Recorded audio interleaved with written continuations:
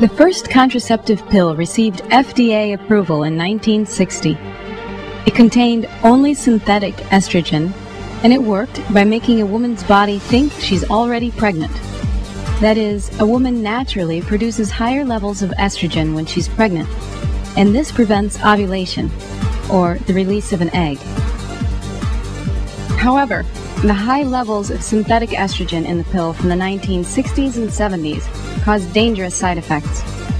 After many women began to suffer blood clots, heart attacks, and strokes, the pill manufacturers lowered the levels of estrogen from an initial 150 micrograms per pill to today's dosage of 30 to 20 micrograms.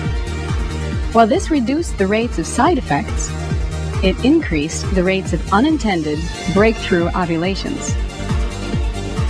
In response, pill manufacturers added synthetic progesterone to the synthetic estrogen. The progesterone has two effects. First, it thickens a woman's cervical mucus to impede the movement of sperm en route to the egg. Second, the progesterone dries up blood vessels along the uterine wall. So if a sperm still reaches the egg and fertilizes it, the embryo has nowhere to implant, but is lost in a woman's menses. For this reason, the contraceptive pill also works as an abortifacient. This is a fact that pill manufacturers don't advertise or promote. Therefore, the goal of this video is to inform people of the truth and to remind them of what actually happens at fertilization or conception. Here, the 23 chromosomes from the man's sperm and the 23 chromosomes from the woman's egg unravel and recombine together so that the two become one flesh. This unique combination of 46 chromosomes then becomes the blueprint for every subsequent cell of that new person. It can't be determined exactly how often the pill causes an embryonic abortion. However, women who take the pill report that they sometimes skip days, or that they don't take it at the exact same time every day.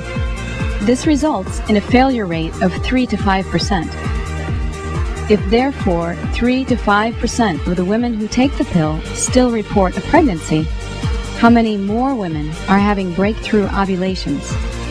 And of these women, how many are conceiving new life but are losing their embryos to the abortifacient effects of the synthetic progesterone? These are good questions. And if you want to read the source materials for this video, or to learn more about natural family planning, the holistic alternative to contraception, visit myspace.com/stopabortifacients. Thank you.